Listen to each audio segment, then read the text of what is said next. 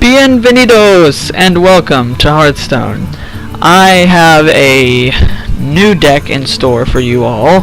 It is a mage aggro, low budget mage aggro for you guys. I am new to the game, so this deck probably sucks for all you pros out there, but that's okay. So what I'm doing is, this is my mana curve. As you can see, there are a lot of very low costers because it's a low budget aggro. So we'll go ahead and name off my deck list here. We've got 2 arcane intellects, or missiles, I'm sorry, 2 arcane missiles. We've got 1 ice lance, 2 mirror images. I've got a golden one, hee 2 leopard gnomes, 2 mana worms, 2 frost bolts, an unstable portal, bloodfen raptor, an iron beak owl, 2 knife jugglers, 2 loot hoarders, 2 sorcerer's apprentices, 2 arcane intellects, 2 arcane golems, 2 wolf riders, 2 fireballs, a water elemental, and then finally Leroy Jenkins. Swag. Okay, so we'll start from the top here and explain why I have all these cards in my deck. Okay, the reason why I have arcane intellects in my deck is because they're 1 coster and they deal 3 damage randomly split among enemy characters.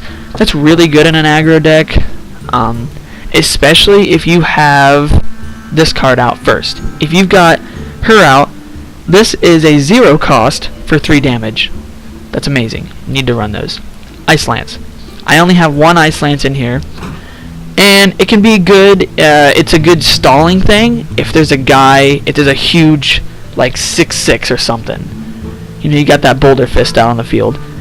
You can choose to freeze him and then just go around him and deal as much damage as you can, or I have a little combo here. You play him, you freeze him. No, you don't play this, I'm sorry. You play, if I can find it here, you play Frostbolt first. You deal 3 damage, and you freeze it. Then you play Ice Lance, and then since it's already frozen, you deal 4 damage instead. So you can do that to the hero, you can do that to any monster on the field, or minion, so that's a really, really good combo there. I've got 2 mirror images. They're great. They stall. They keep you in the game. Also, if you've got 2 knife jugglers, if you don't already know what that does, knife juggler is whenever you summon a minion, or after you summon a minion, deal 1 damage to a random enemy. This counts as 2. So whenever you play, if you have 1 knife juggler on the field, you play a mirror image, he deals 2 damage randomly to enemies. So that's good. Then you play another mirror image on the field, and then that's just even more damage. And let's just say you had 2 knife jugglers on the field, and then you play 2 mirror images. The damage is insane. Always run mirror images in low budget aggro. 2 leopard gnomes, obviously, that's a given. It's a 1 for a 2/1, and then whenever he dies, deal 2 damage to the hero. That's a really good card. Mana worm, 1 for a 1/3. That itself is good, but whenever you cast a spell, gain 1 attack, so that makes it amazing. Frostbolt. Obviously, you can do the combo, or if you need to deal 3 damage to a character and freeze it, hey, Then you have Unstable Portal. This is a double-edged sword. It can give you really good cards, but really bad cards. So I like to take the gamble and just put it in my deck anyways, because it's helped me a lot, actually. You're going to want to run Bloodfen Raptor. He's 2 for a 3/2, so it's just a good, regular card. And this is like a card for, if people don't have a really great deck, if you don't have a lot of good cards, this is a good common card to put in there. Iron Beak Owl, he's 2 for a 2/1, and he's good for a number of reasons. If you've got a guy with taunt onto the battlefield, that's aggro's worst nightmare, is taunt and flame strike. But if he's got taunt, you can just play Iron Beak Owl, silence him, and then give it right back to the damage that you deal to the hero. So it's always good to have at least 1 Iron Beak Owl in there. Maybe 2 if you want to run 2. Knife Juggler, like I already said, it's a fantastic card. You should run it in almost every single deck. You should run it. Not every deck, but especially aggro decks. Loot Hoarders, 2 for a 2/1. When it dies, draw a card. That's really good. It's really, really good. Sorcerer's Apprentice. Obviously, spells cost 1 less for a 2 for a 3/2.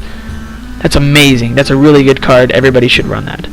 Arcane Intellect. This is a really, really good card that you need to run in your deck, because if you're getting to around turn 3 or turn 4 and you've got nothing to play, this will hopefully get you back into the game. It's a really good card, or if you're just destroying your enemy and you have nothing to play because you've already threw out your whole hand, play Arcane Intellect, draw 2 more cards. Okay, and you might get a Loot Hoarder or something. Next, Arcane Golem. Again, a lot of people don't like this card. I like this card because it's a 3 for a 4/2 and it's got charge. But you do give your opponent a mana crystal, which is bad. But you deal 4 damage at the start. So that's why I like it. So if you choose not to run this card in your deck, that's perfectly fine. But that's what I like to run. I think it's a pretty good card. Wolf Rider, 3 for a 3/1. I love it, and it's got charge. I love it in aggro decks. It's just a really, really good card. Yeah, it's gonna die the next turn, most likely. But again, in aggro, you just want to try and deal as much damage out as possible and as fast as possible. So this is a good card.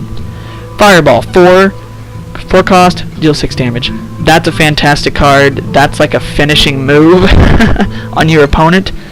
It's a really, really good card. You should run it. And also, if somebody gets that big old boulder fist out onto the battlefield, you know, pay 4 mana, it's gone. Continue your hack and slash of damage.